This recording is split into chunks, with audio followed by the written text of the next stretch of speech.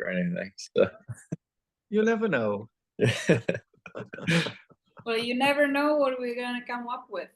Exactly. Good. So, Colby, tell me, you wanted to say something else, because you just contact me to say hi, but just hi. Hi, do we meet, or hi, you have something to? It was just hi. Are we still planning on meeting? Yeah. Type of thing. Okay. I'm open to having somebody else share anything that they like. What were you guys talking about before? Yeah. Well, we're just chit-chatting about the biointegrity parties, the last ones. But I have something that I would like to share with you that came to me hearing, I think, Susan in I don't know when, but recently. And it came to my mind. So these I heard from Susan, Leonid, Graham, and Steve talk that Susan sent me, where they prepared the biointegrity, an old biointegrity party on superstability. And as me and Susan, we are going to present a conversation started on superstability on embodied biointegrity. We are exchanging words with each other on the subject. And on that talk, which I'm gonna, we'll talk later about it. But on that talk, they say something that was like, wow, we living matter are inherently stable, and non-living matter is inherently unstable. And when I heard these, then I heard someone talking. Yes, I remember. Then I heard one last talk with Carol and another lady, I don't know her name. Carol was presenting something about her work in one of her last talks on Facebook. And the other lady was talking about the core and how the core stabilizes within biointegrity principles, but the core stabilizes. And I crossed both thoughts and I said, wait, if we are inherently stable, we don't need a core to stabilize us. We are stable. And when we think about the core and we place a core in the center of how the body should organize itself, I think I think it's a wrong thought. If we are inherently stable, we don't need something else. We don't need something specifically targeted to stabilize us. We are stable all over. Like a building needs a foundation, a deep foundation and a wider foundation to be more stable. Because if a building has a narrow foundation, it has no core in the sense of no center of stability to withstand the weight above. But we are not built that way. So, yeah.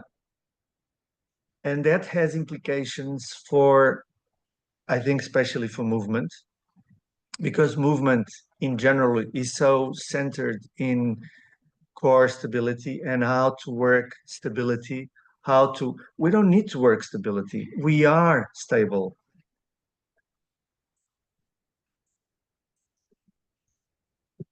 I launched the bomb. I totally agree. I think it then leads to the question, what happens, if there's an ideal state of stability that each one of us can attain, or that we, through a healthy development, evolve into. I think it leads to the question of what leads to the degradation of that. I think people that we work with pain or with pathology or the aging process, all of these chip away at that stability. And even even in a very severe pathology, it's the person's body is still more stable than a traditional structure. Yes, because I think one of the characteristics of superstability is that outside forces and perturbations don't destroy the structure. Mm-hmm. So that child in a wheelchair is still more stable than the building they live in because of the dynamic characteristics of the stability. And sorry, and those forces are managed inside the structure through the structure itself. Correct. And managed by change. Like a building, if a crane comes and crashes into a building, the building will break. It can't reshape and alter itself and then come back to a previous form. But I think where my mind starts going is what happens, or what leads to our bodies losing an amount of that stability. I can think of many factors. You want to say something, Kamila? I'm always getting back to the meaning of the words. Go. So to me, I'm thinking what it even means, the stability. Does it mean, because I see that many times it's understood that people stop breathing, for example, or they hold the core so much that the movement doesn't pass through. And it's like it's starting to be kind of divided into parts, that one part is holding something and keeping the structure stable instead of like distribution of everything into the whole structure. And I was exploring it last year, and when I want to find if I have the text somewhere, because I got completely stuck with it because I was supposed to talk about stability. And I was like, okay, but what does it mean? Because if you put stones on each other, there is a point where they are stable and they don't fall down. Uh, if there is bigger surface touching, they are more stable than if it's just like a tip top. But like, is that true? Is that the correct wording for that? Because if I poke it, they don't fall down. But if it's like just a tip touching each other, they fall down easily.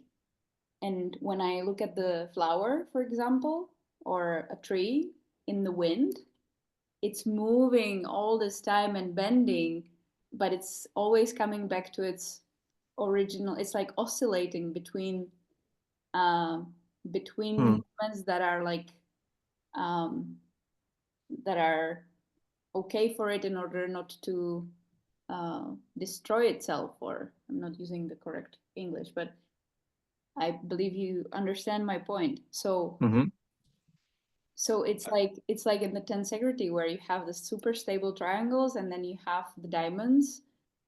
To me, it's more about resilience, I guess, or that basically it's like stability and movement together. Bless you. Bless you. I think that word oscillation is very important here. Yeah.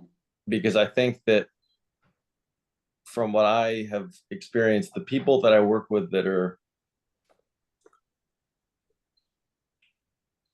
that are experiencing the highest level of pain or dysfunction have the least display the least amount of oscillation. So that oscillation could be nervous system oscillation, right? Sympathetic, parasympathetic. That oscillation could be a dynamic range of the breath of a full excursion of inhalation, a full excursion of exhalation. The way I look at things, because of my background, is that oscillation between the two hemispheres of their body. Not only brain hemispheres, but the two halves of their body. So I think that, like, one could argue that the less stable the individual we're working with, there's a correlation between that and a loss of oscillation. Because I think in the superstability model, oscillation is what brings stability to the system, because it can bob and weave and adapt, and it has multiple states that it can alternate between,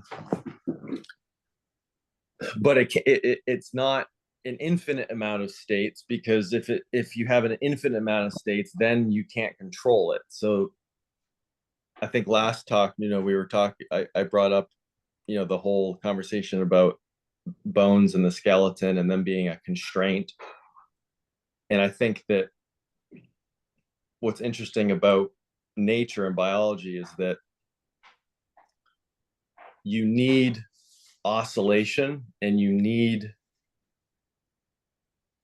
to be able to shape change and enter many different possible states, but it can't be, there has to be a boundary that confines that, because that's the only way that the system can stay coherent. For me, that oscillation that you both are talking about, and I think it's, for me, what defines how I define stability is the way the stability is the way, not to use mechanism, the way a structure or a system utilizes to deal with internal forces that come from the outside, or forces that are internally generated. And to use Camila's example, if I'm talking about stone on top of stone, or if I'm talking about a flower hanging in the wind, both are dealing with the forces internally, but one deals with them by changing shape and changing phase, changing by a lot of changing possibilities that don't alter the structure or the shape. And the other one can change, but very mildly.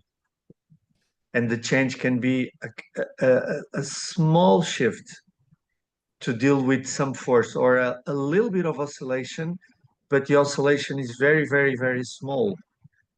And you're also talking about, Colby, about seeing non-oscillation in people with disease, with problems, non-oscillation in several systems in the body. And I also know, I think you also know that watching people, there was something that amazed me, is that I worked on a gait lab many years ago, and with crippled kids and crippled people. And the feature that we recorded to all of them, and the doctors there could could say, could confirm by their observation, their experience in observing them, is that the normal people have a very changeable way of recognizable but very changeable way of moving, of distributing forces, of so the way the forces are distributed were distributed on the platforms were very changeable for a normal person, and they were very similar and very regular, and the angles the several parts of the person did were completely stable during gait. So the more problematic, let's say, a person is, or a system, a living system is, the less vibrant it is. So the less capable it is to deal with internal forces. So for me, stability has to do with that. Dealing with internal forces. And that also comes, I think, from biotensegrity, because knowing biotensegrity allows us to see multi-level scale, multi-scale level readjustments, and a lot of possibilities that were not there for us before, when we just had leverages and fulcrums and things like that.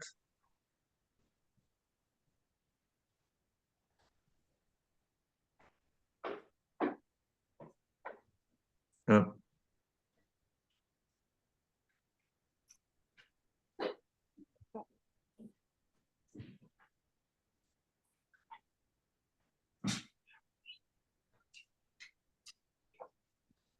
Having trouble pinpointing my thoughts right now.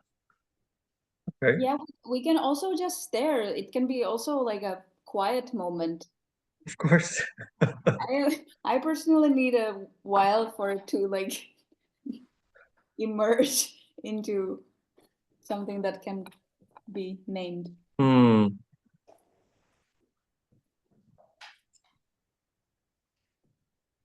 Yeah. I'm going to, let me give you another example. I'm going to present my idea of presenting of talking about superstability. I'm going to use also I think I told you, Colby, the continuum in gait from strolling to Yes. speed running, 100-meter speed running, and try to see several factors in the body, in the structure, like I can see that in the strolling, normal walking towards the speed running, the amount of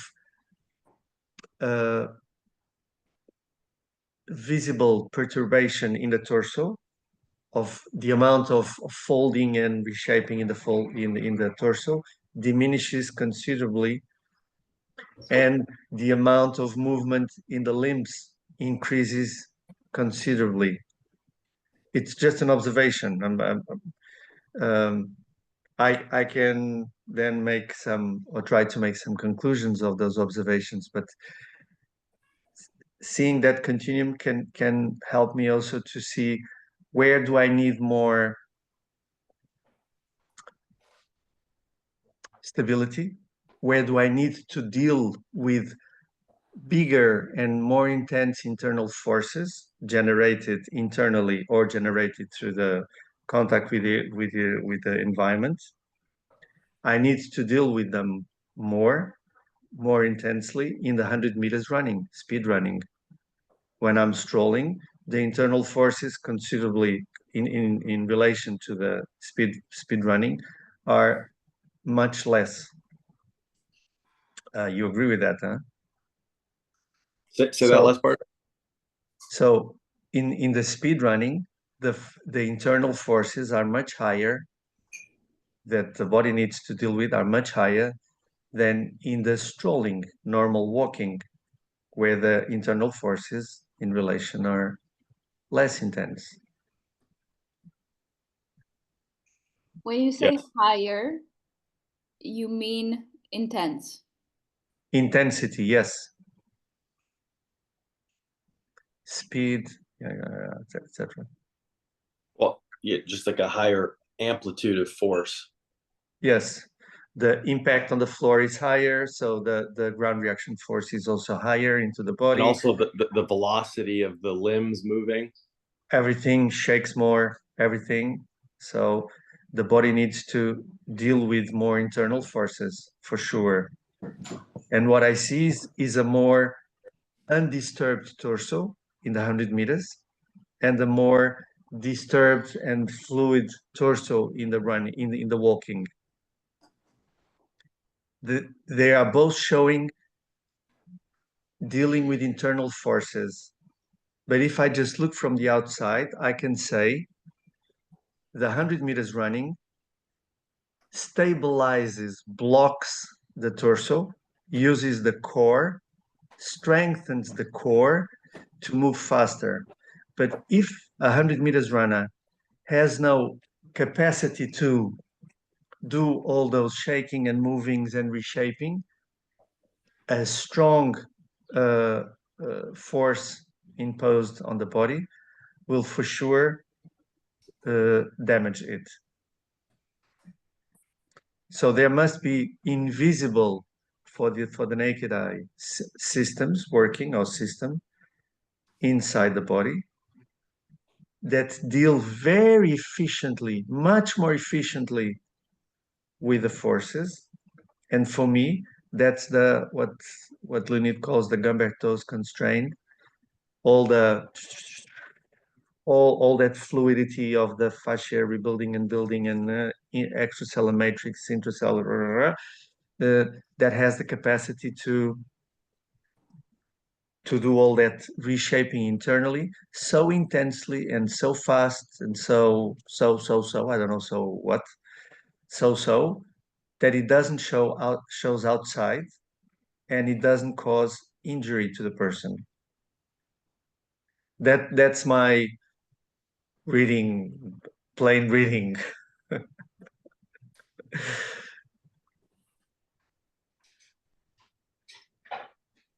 I have never discussed it with other people. So I think it would be nice to sit with this, what you said in the beginning about what's happening when you compare the strolling and the running. Strolling is walking, right? yeah, normal walking. Because when I imagine different types of people, especially walking in the city, in the shoes they wear, in the disconnection they have because they are rushing, or I have when I'm rushing, and when there's this heel strike and it's really harmful for the body. And then I imagine a person goes to nature and they decide to run, and maybe they decide to run barefoot. The conditions are completely different again. And I can imagine situation. I'm just like thinking about it now out of the blue, but so it's just brainstorming, but I can imagine situation when a person is in nature and is highly receptive and calms themselves down. The ability to be light and springy might be invited to the experience and to the body in much bigger or much more than when you walk in the city and you stroll. So I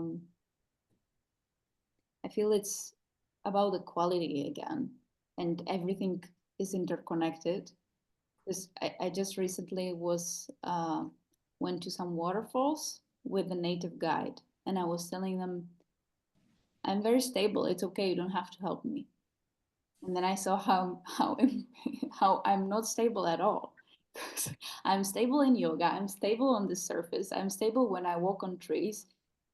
I'm stable in comparison with most people I do that with. But I was there with the native who's like climbing the trees and who's there every single day. And I felt completely unstable there. Mm. So I'm thinking about stability when it comes to distribution in the system and in about the movement richness. So basically, as the biggest distribution invites more stability, I would say. So when you invite more and more muscle fibers to movement, for instance, like you start to use the body in a way that it was made for. So you use the hands in these movements, not just like here. You lift them sometimes, you hang. That creates more stability in the shoulders. But there is also the feeling part, the receptive part of like in comparison. Okay, let me compare. It would be a person who is like training in the gym and a person who is crawling and training, like moving and not training. Am I making sense? So one is practicing the movement, but the other one is like feeling the movement and embodying the movement and therefore being more stable. So it's the quality. I agree with you. And I just think that for us to compare, when I'm talking about 100 meters speed running, I'm talking about the best of the best speed running. Okay. Not a college guy speed running. So it's the best of the best. So when I talk about, I can only compare the best there with the best strolling person. I cannot use a case of walking on concrete or walking with high heels or walking in stress. It has to be the perfect situation of strolling that I can compare with the perfect with the most perfect that we have situation of running. That's why I went to the Olympics. After the strolling, I chose the speed walking, Olympic walking. Those guys that shake a lot, and I think that's the ultimate expression of walking perfectly, so perfectly that is the highest speed possible without it being a running, so without both feet floating at the same time. So there needs always to be one foot on the ground. So it's the highest expression of walking before running. So yeah, it's just like Leonid going to use his cerebral palsy kids to to conclude about how is the human structure, how is the human body behaving without the stuff that the kids lack. What do we have as a surplus? Why does he say we are superhumans? He needs to go to the extreme. Or Steve that went to the dinosaurs to try to work out the spine. Uh, so I don't know if you get what I'm saying. I know there are a lot of cases that the range is huge, but I can conclude better if I look to the extremes that we have available, because the extremes tell us the extremes. This conversation makes me think about so in I feel like in the biotensory community, it often, anytime somebody brings up the nervous system and the brain, people are like, they almost get defensive. But hear me out. No. In the cerebral palsy example, you have a weakened, malnourished, physical, Gimber-toe system Mm-hmm. that perpetuates a brain and a nervous system that is always sympathetically stressed. And that stress in the sympathetic nervous system, we know, causes the fascia and other tissues in the body to physically stiffen. But in a healthy individual, it can go the other way around. The example of walking in the city when you're in a rush, like that is a stressful situation. And now you have the nervous system causing the tissues to stiffen up. And almost like the nervous system is creating this sympathetic condition in the body. Whereas in the first situation, I think it was more of the other direction. And I think that something that I often try to conceptualize is the individual I'm working with, their body is showing me that stiffness and restriction on that oscillation of movement, like that's a strategy that their body has adapted. It can be difficult sometimes to discern, is it because the physical body is weakened and that there are micro weaknesses that Leonid talks about, or is there something causing their nervous system to be in perpetual sympathetic tone? Because it's almost like, if it's the weakness thing, you could do all the calming approaches as possible to get their nervous system to down regulate, but it will be perpetually tight. But on the flip side, if it's a emotional or psychological sympathetic driver, you could do all of the ABR, TAT that you could do, but they're not going to let go of that strategy of tone. And I think that in the sprinting example, it's like you need sympathetic tone when you're sprinting. So it will cause a more rigid structure. When you're walking, you don't want nor need that sympathetic unless you're in a rush. So I think it's difficult sometimes discerning, is it a bottom up driver or a top down driver? And I think that there's really probably no way of knowing other than trial and error. And I think learning a skill set that addresses both, learning a skill set of teaching and coaching movement to somebody that is almost taking lessons from psychology and psychotherapy so that you can help downregulate the emotional system at the same time you're doing something with their body that will help remove the constraints that would keep them. Does that make sense? Totally for me, yeah, I agree. And that's the direction of most training systems nowadays. They try to incorporate competition level. At the competition level, there's a lot of I studied 4 years as physical education teacher, and I had 4 annual subjects in psychology. So every year I had a yearly subject on psychology for sports. So it's becoming huge in together with the technical part. A mentor of mine,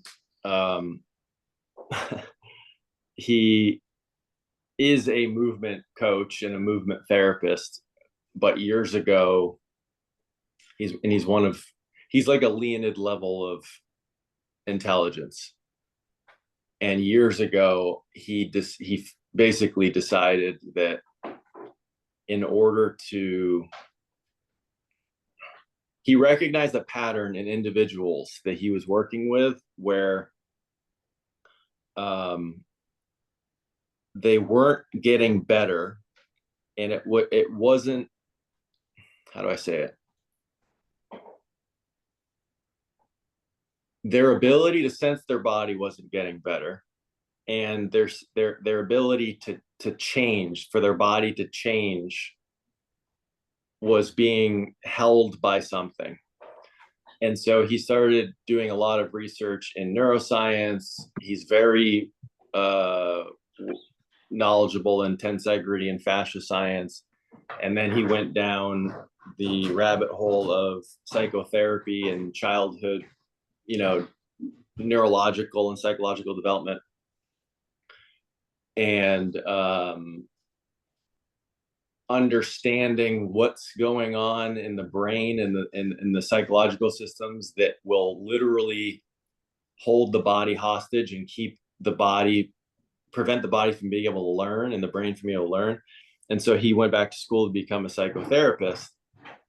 And through him and books that he's told me to read, I've started to learn more about, in the first few years of life, how the brain develops and how it develops around the emotional system, basically regulating everything. And it's made me how do I say it? It's made me aware that there are patterns that a human develops that start very early in life that are psychological patterns that have a top-down control over how the body, the physical tissue body, develops. And it's an interesting thought to think, with some of the people that we work with that really struggle to change, can they change if they don't go through some process of addressing that very old could be something that happened when they were in the womb or the first few months or first few years, that their whole physical body has evolved and developed around this state of stress, emotional dysregulation. And so I always think about those things, like, can I do anything with them if they can't change that part, or at least I can't change that part. Yeah, I think that's even more problematic in Camila's physiotherapy world, because there in the medical field, there is less freedom for us to interact emotionally, psychologically with our patients in a regular schedule in an hospital, or in a I don't know. Yeah. What do you say? But I agree with you, Colby. Totally. And I think that there's room in the discussions of the biotensegrity, is what I've observed in some of the larger conversations in the tea parties, et cetera, is that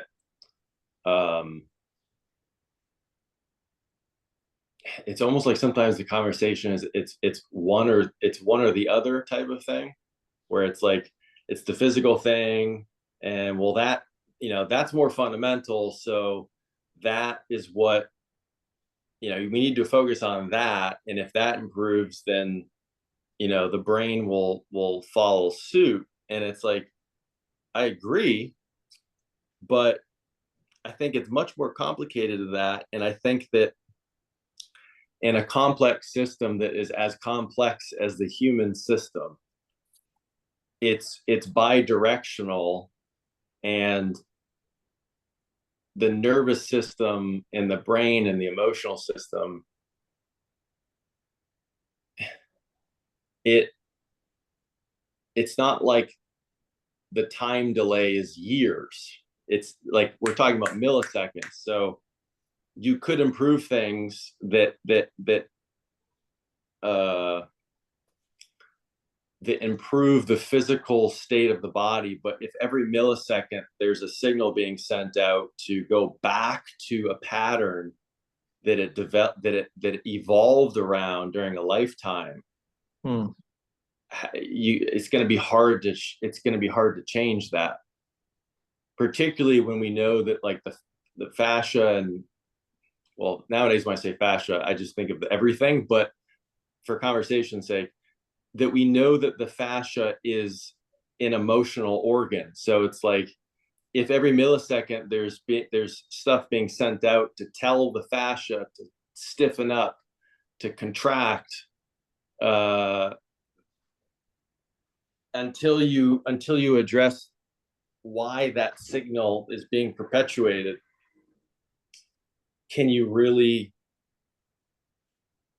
are you going to get anywhere? Now, obviously, there's people that's not the case, and yes, you can really change them, but yeah, I don't know. It's a bit like what was first, the egg or the chicken, right? And I used to think that it goes both ways. I was quite sure that whatever you do in the body, you can touch the psyche. But I'm not so sure anymore, because I see some things that working many years through like one person, I see some of those people made huge progress, that they don't have pain, for example, but the story that's inside of their body, the posture, and things that keep repeating themselves are similar,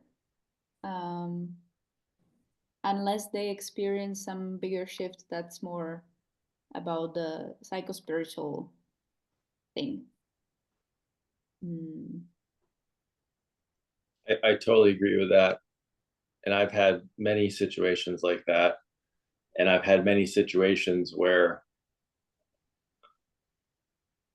people I work with, and because of some of the training I've gone through, they will get, not necessarily through me, but through people in my world, they will get an intervention, for example, that changes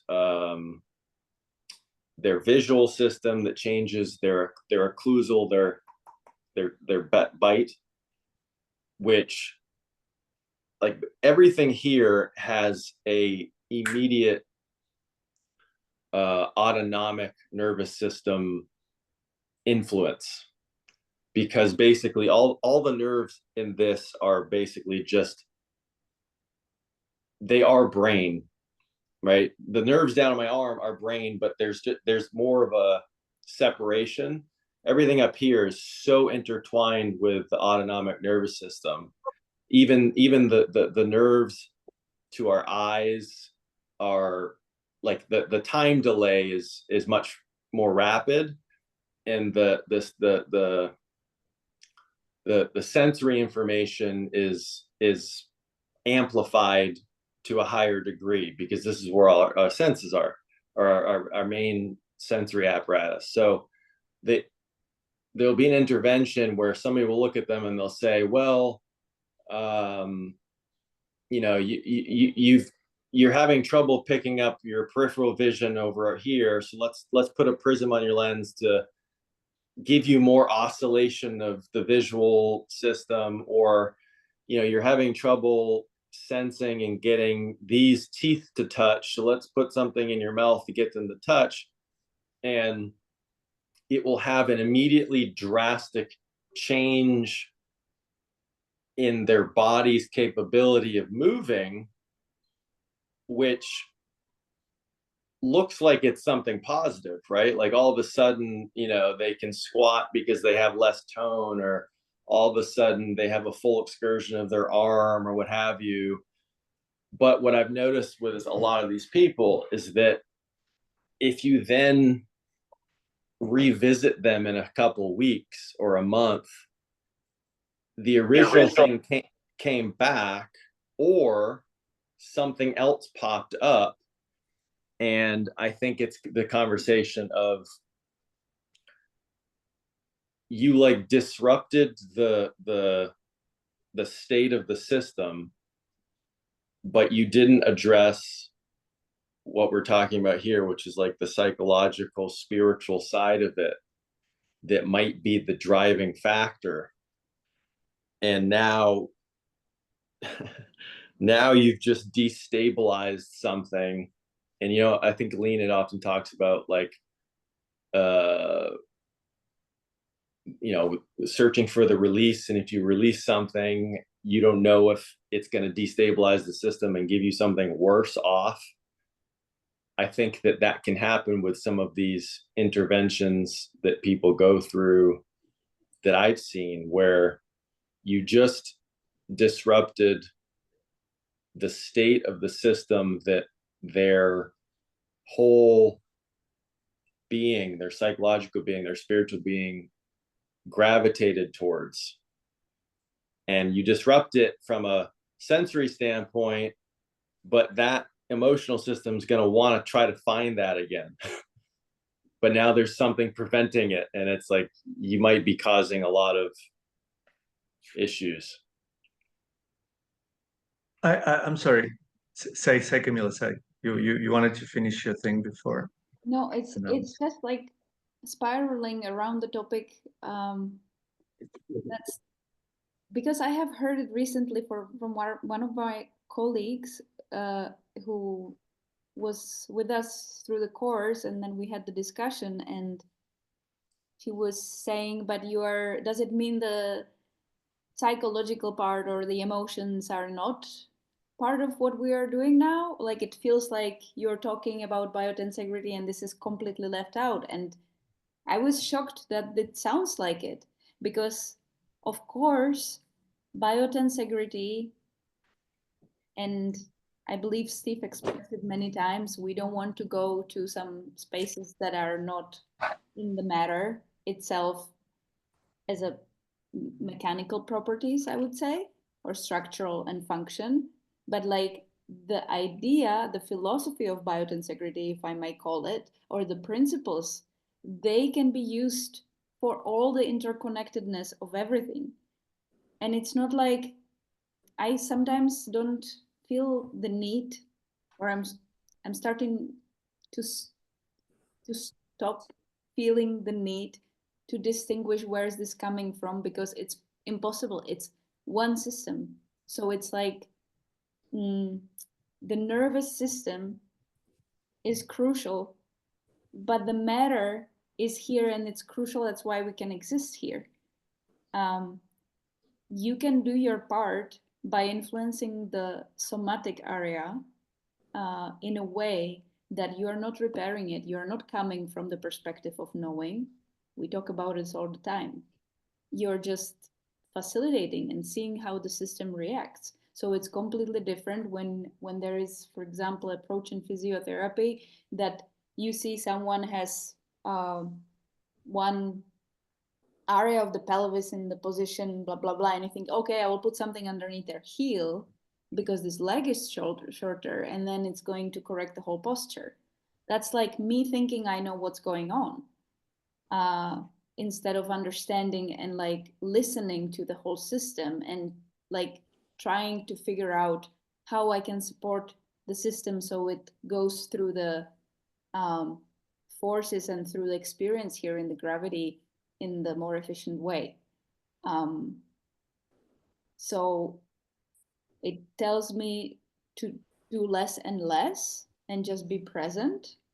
And that guides me to the nervous system, because even when you don't have so much time, when your nervous system is regulated, when you can listen and when you can provide the safe space for the person, sometimes they just sit down and after 3 minutes they are like, they start crying, or because this is not a moment that happens very often, that they are quiet and they sit down.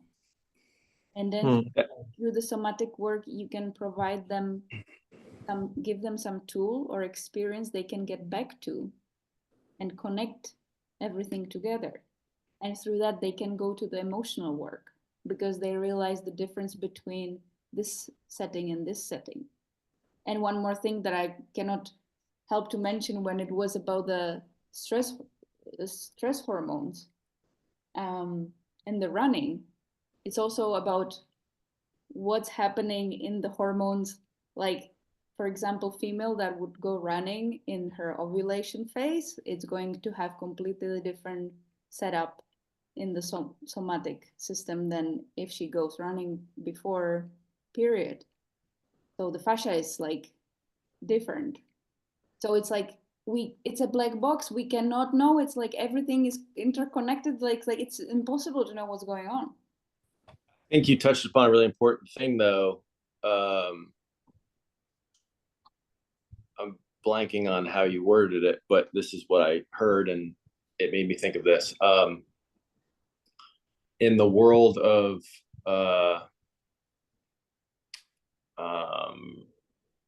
like developmental psychology, psychotherapy, that whole world, they talk about right brain and right brain communication, which is, and then they've studied this in mothers and infants, and that they can see that the right hemisphere of the mom's brain, which is the emotional kind of where the emotional apparatus develops and is, and the baby, when they make eye contact, there's a basically a linking, and it's a way of the mother's emotional system regulating the infant, and it almost like it's two magnets that match up, and they're sharing the affect. So all of a sudden what the mom is feeling in her body is what the baby's feeling, and vice versa.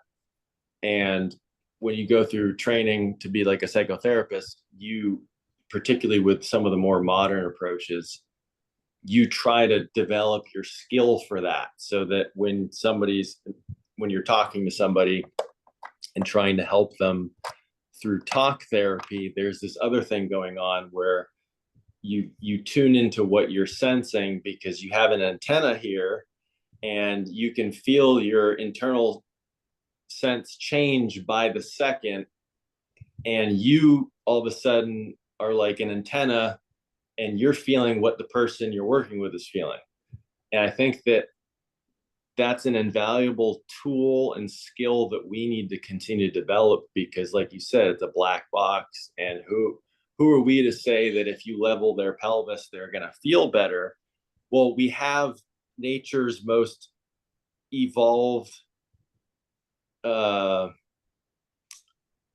measuring device for that, meaning you do something with the person and then you have them get up and walk around, you have them sense their body. You can see if from a physical standpoint it looks better, but you can tune into how you feel, because sometimes when I'm really good at this, I will feel that what I just asked of that person, I will all of a sudden feel uncomfortable, or I'll feel anxious, and I know it's not coming from me. I'm like, oh shit, what I just asked that person is not the right thing right now, because I'm picking up from them that this is not the right thing.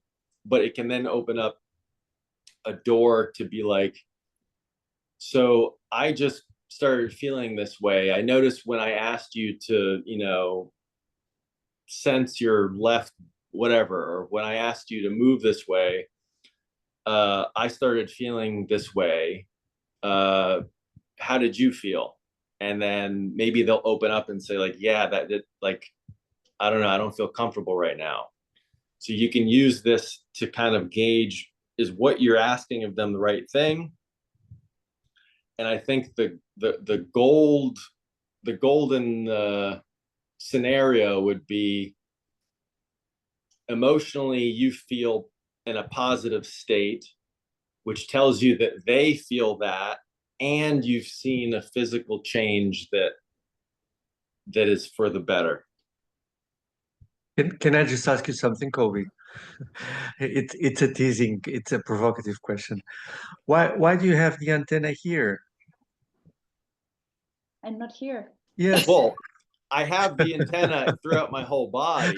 Right? I have the throughout the whole body, but from what I've learned is like, and even outside your physical body, yes, there are evidences of that. And what you're describing, I think it's marvelous what you're describing, but for me it doesn't come from my mind or the person's mind. It comes from an environment, yes, a connection from, well, the heart is the strongest vibrating thing we have.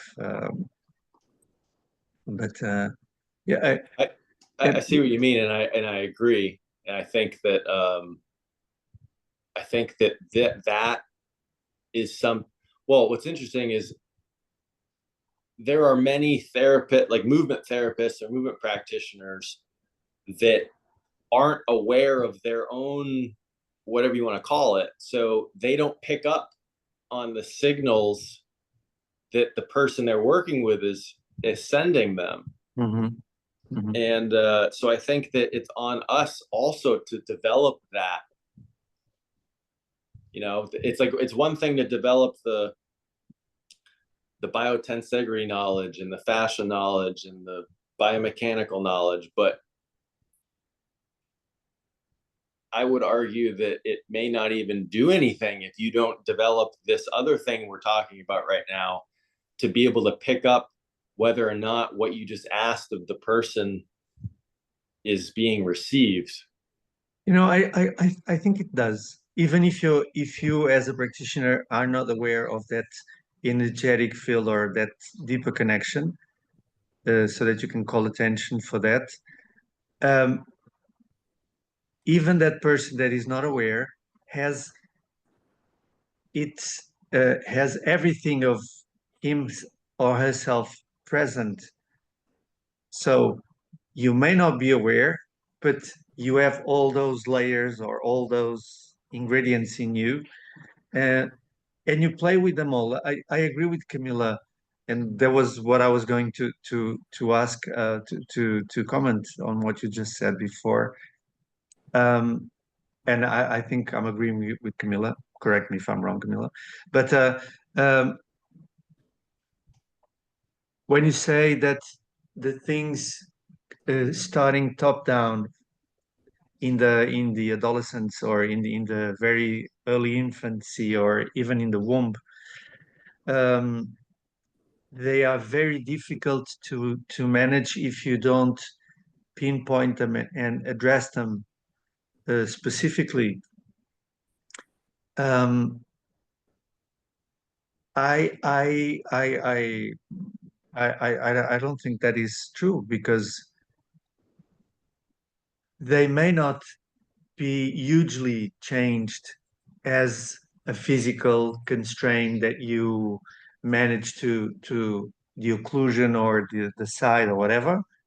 There may not be a drastic transformation, but there will be a better capability of um, um, self-regulating. The more you know about you perceive about your capabilities in yourself and the world around you, the more you can be stable, in the sense the more you can deal with internal forces, being the forces vectors, or energetic forces or mental forces or psychological forces. The more you're able to deal with whatever comes to you, um, maybe you'll be always deficitary in some parts, in some spheres in you as a person, but you'll be more able as a human. I would say, even if you just go through the physical thing, but if there's a change, that change will for sure vibrate through all the other. It's not the other systems, it's the other dimensions. I don't know how to call them. Because even to talk about systems, when you talk about the nervous system, you need to detach the nerves and the things from whatever the nerves have occluded from, because the nerves were not put it there by the side of, no, they something emerged and it became a nerve or a neuron or a neuron. So when you detach them, you have something that is not real. And I know it's very difficult to talk about things without having these parts and this systematic approach. But for instance, what Leonid is doing in his, here we are defending him again, uh, uh, but his vision of analyzing the body, when he first he goes to the whole, he sees the whole, the shape of the whole, the outside shape, the relation of the whole. And then it takes conclusions by going deeper in deeper levels of what he knows there is inside deeper. And he draws conclusions to see maybe this is this, maybe this is that, and. But then his approach, the physical approach, the treatment, is completely, I would say, not directed. He places a ball or a vibrator tool and he waits for something to happen. So it's completely not deterministic in the sense that he's not trying to fix something that he hopes, and he says that he hopes that things will evolve into a better thing. I don't know. Yesterday in the biointegrity with the podiatricians, yeah, they say like that. The one Susan, it's not Susan, our Susan, it's another Susan that usually goes there, older one. She was saying, I cannot use mechanistic words. I cannot explain use mechanistic words to explain what I know about biointegrity, about biology. For me, it makes no sense. So we need to find another language to start from scratch. Even, and she says, sometimes because I teach, I need to make reference to models and to things that resemble life. But I'm even those examples that I tend to use, I want to put them apart because they convey mistakes. They convey mistaken readings and mistaken interpretations. And the first biggest interpretation that we all know, because, well, I think we all been there.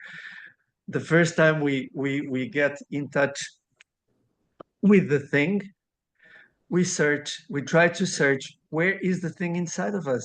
Where is this thing living inside of us? Or we see closed kinematic chains. Where is the closed kinematic chain inside of us? There's no closed kinematic chains. It's just a model that we use to try to understand life. And we get into mistakes because of that, I think.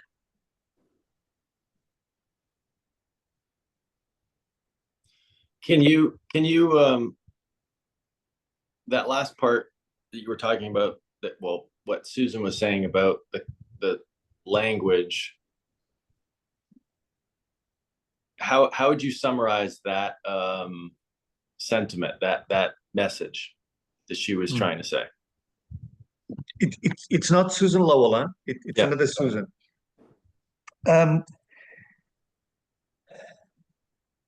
for what I understood, for what I heard, she was saying that she can no longer,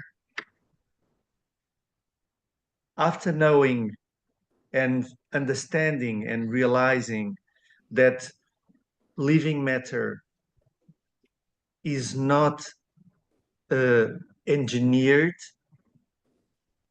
she cannot use engineering language to talk about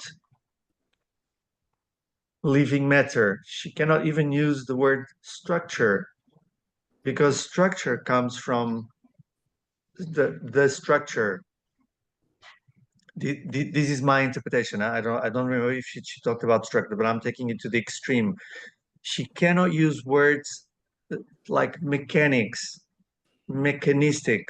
Um, uh, they even use the word leverages, the podiatricians, and they are dissident podiatricians in the way of thinking. They still talk about layers, shearing, leverages, fulcrums, fulcrums in the joint. And then Graham was saying, no, but there is no fulcrum. Okay, yes, the fulcrum is constant. The thing is always changing inside during. Oh, yes, but there are instant fulcrums. Yeah, okay, you can pinpoint an instant fulcrum, but you're talking about movement. So what an instant is to a movement? It's nothing. But well, this is the use of language. But I think we started. Well, I'm teaching some people in my Pilates course, and some two or three, they come from different fields. Not they just liked they tried it in the place that I teach. They tried the work, blah, blah, blah, blah, and they thought, oh, this is amazing. I want to know more. I want to know more. And they decided to do the course, Pilates course, with informed by biotensegrity, somatics and biotensegrity. And the questions they put, I mean, the questions the trainers, already trainers that are there, pose, the others are like, why are you questioning that? For them, it's so obvious that the body is like that. It's not a machine. For them, it's super easy. So we all started we have the deficit and the problem of having started with a completely, of having been ingrained and soaked in an explanation that makes no sense. The people that are outside the field, for them, it's like I talk about reconfiguring, and they say, "Oh yes, of course." And I say, "Fuck you! What of course?" We are studying. People are trying to figure it out, and you say, "Of course." And then I realize, of course, it's of course to them, because they are human living beings. That's this is much closer. Reconfiguring. It's a word much closer than fulcrum and leverage. So we are the ones that need to step away from start from scratch, because we are still, and we see in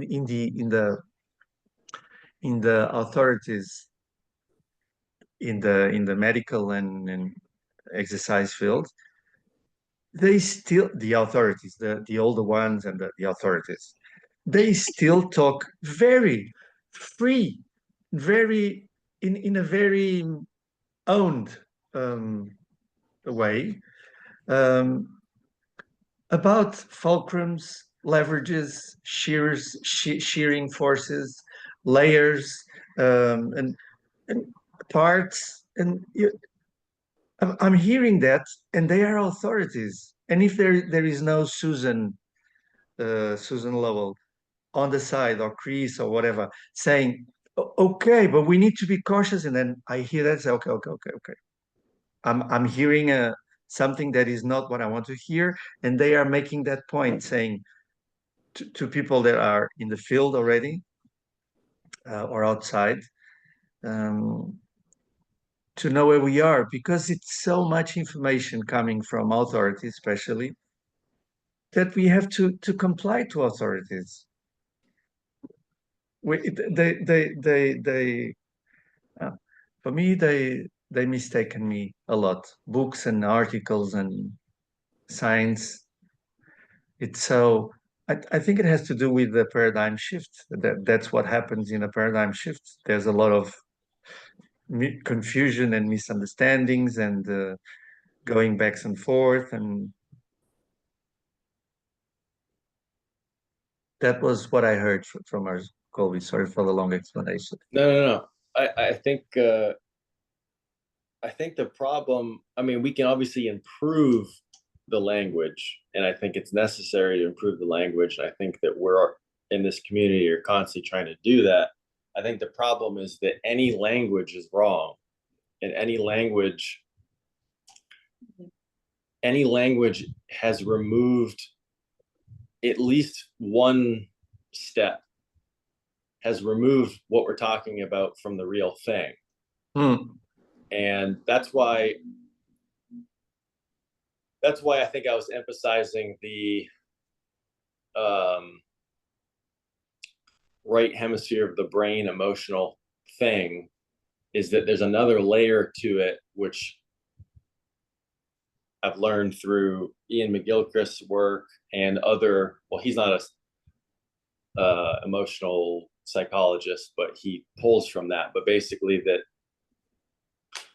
for whatever reason, I don't think anyone knows why, but the right hemisphere of our brain is,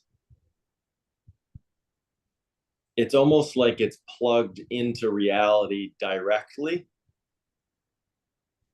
And the left hemisphere, which is the verbal hemisphere, is getting the information from the right hemisphere. So it's like you've got this that's always going to perceive everything in this gestalt, just holistic, no boundary, real,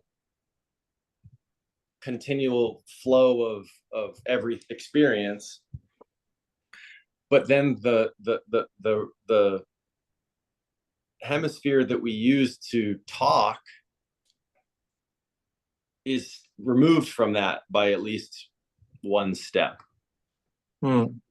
And so it's like, so our emotions are more directly tapped into what is real than our words. And I think that we have to continually remind ourselves, but also communicate in some way to the people we're working with, that we're never going to get this right with words. It's just literally impossible. And I think recognizing that and letting that sink in allows us to communicate better, I think. Because if you're acknowledging the elephant in the room, which is, we're never going to get this right through words. The best we can hope for is that the model of reality, which is a left hemisphere thing, all we can hope for is that the model is as all-encompassing and as close to the real thing as possible, knowing we'll never get there, but knowing that we have the ability through our emotional system, through what you were saying before, this and this, like, we have the ability, because we exist, we have the ability to know what the real thing is. We just don't have the ability to verbalize what the real thing is.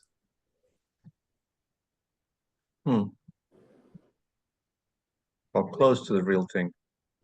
Say?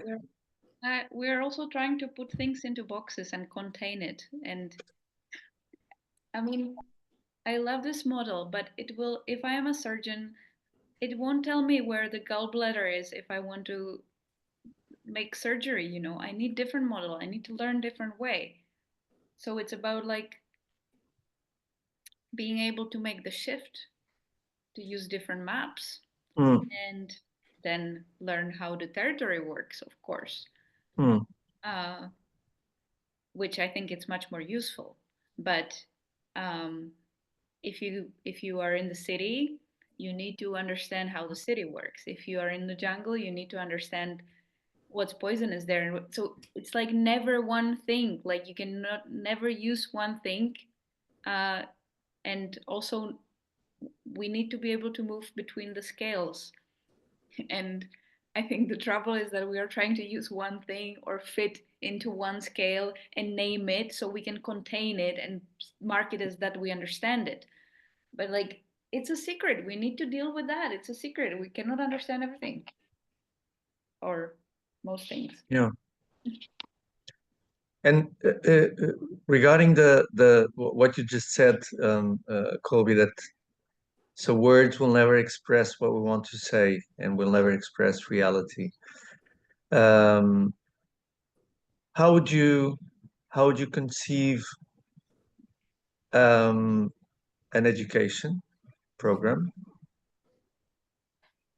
where you or you, Camila, you told me you're going to to teach people.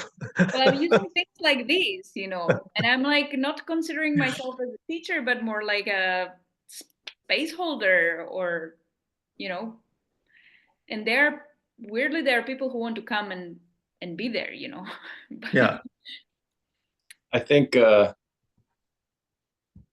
I get this influence from McGilchrist, but metaphors and constantly trying to find better metaphors. And when I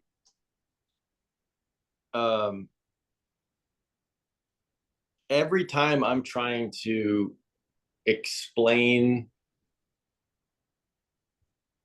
a difficult concept to a client, difficult because it's more pulled from the biotensegrity view rather than the classical view, and also difficult because if it were easy for that person to understand, they wouldn't be seeing me.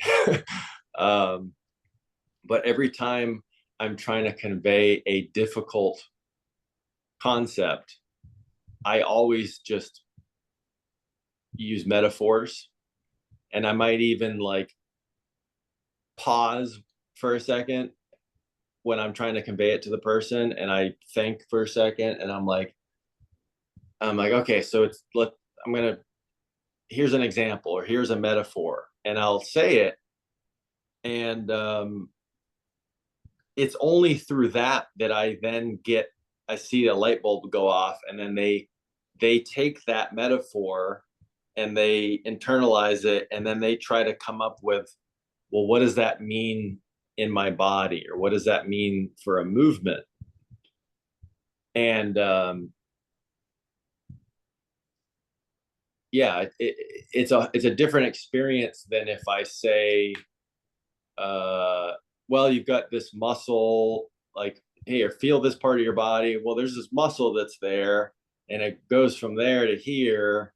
And if you contract that, like, I still revert to that sometimes to meet people where they're at. But the metaphor Mhm. thing, I think, like the power of the metaphor, because And what you within a just sorry. no, what you just described for me, the muscle going here from there, for me it's a metaphor, and I use it for some physios Exactly. that are my clients It's a type of because metaphor. it's what they can get as an image. It's a type of metaphor, 100%. Yeah. But it's like for every single person, there is different metaphor. You just need to observe what lands there. So, and I see also like 10 years ago or 15 years ago, I really had the need, and I still sometimes do a lot, to explain things, but you don't need to explain everything. Like it can just be happening and the words don't even have to be used. You can just move, for example. And I'm learning a lot from Bruna, for example, because she is a movement teacher also, and it's completely different thing than what we say. We are going to activate the bicep now. It's like you don't say that. There is no bicep anyway. So, Hmm. Hmm. but when it comes to teaching, I think Richard would be amazing person to talk to about this, about learning. Um, and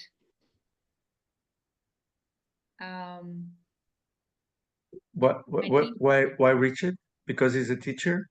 yeah, but I remember he used also again tensegrity idea about like different sorts of topics and how to approach uh, approach learning. I would like to say a word learning, not teaching actually, because we are, and that's what I'm trying to create when I am in this space. That it's not like right or wrong, first of all, because we have studied in the place where things have to be correct or they're wrong, and you always have to know the right answer. And that's like so deeply programmed that um, it's so deeply programmed that now I'm creating presentation and I was searching for a picture. Uh, I put question, a picture of a person and next to them question mark, like someone who has a question. And all the people, all the faces were like sad or confused, you know. There was no happy person with a question mark above their heads. So it's like if you don't know, it almost seemed like this is wrong, like you're supposed to know. And so there is this right and wrong, and how do you approach living matter from this place? So this being playful, having open mind, uh, and just play. So I'm like, my house is now full with things like these because eventually there is a, also when you Google pictures for a word play, they're usually kids, not adult people. Like why cannot adults play? Yeah. And I'm going, yeah. Yeah. Yeah. Yeah. Okay. We have an hour and a half now. I think it's enough. Yes.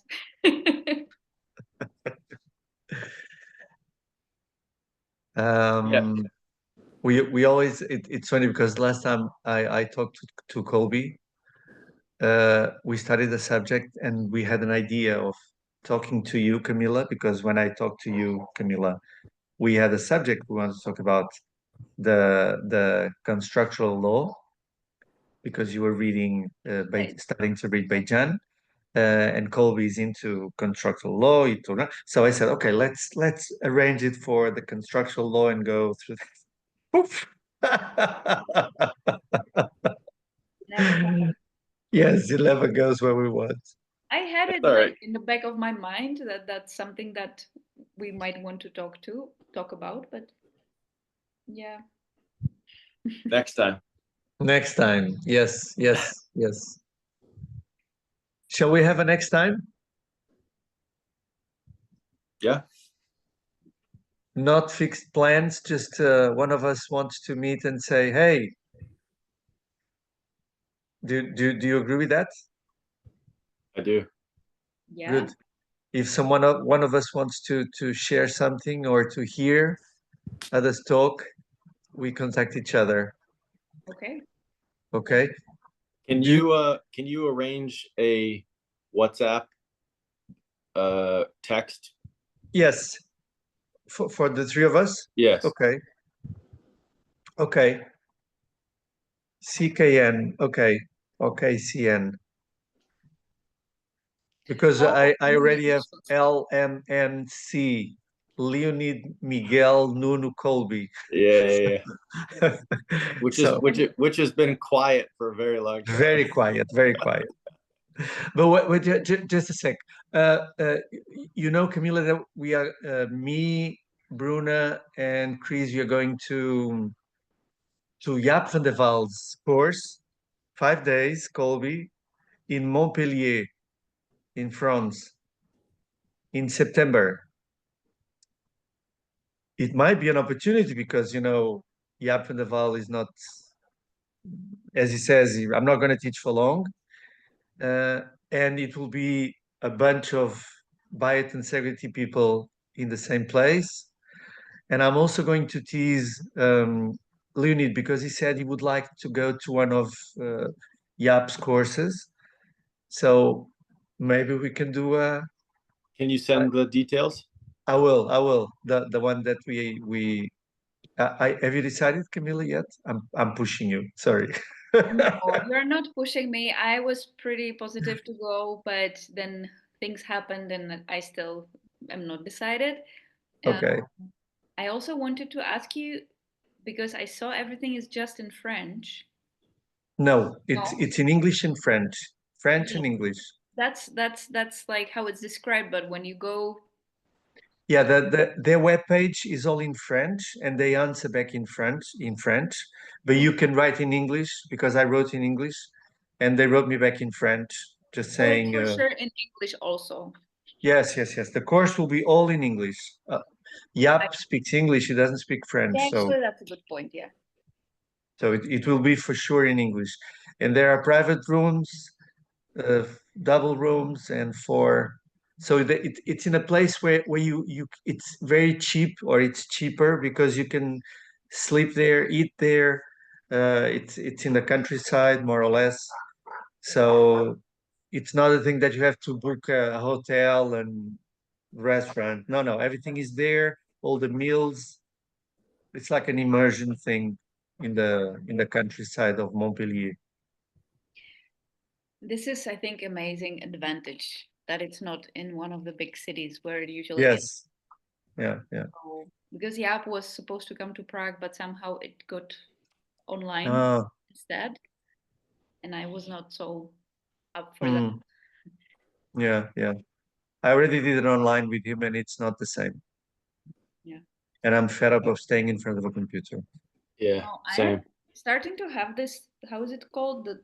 The Bump? Dower Dowagers. Dowagers. Yeah, and it's from the computer, like it's crazy. So It's anyway. not from the computer, it's from you, but well, the No, I computer know, but helps. it's from me not making the environment that I'm supposed. And no, I did that. I take full responsibility for that, of course. Okay, I'll send you the info, Colby, okay? Thank you. Do Okay, you are you two in contact? Oh no, I'll do the WhatsApp. I'll do the WhatsApp. just need to figure out the letters. Okay. I'll figure out the letters. Okay, Okay? okay. Great All talking right. to you. Bye. Bye. Bye bye. Thank you very much.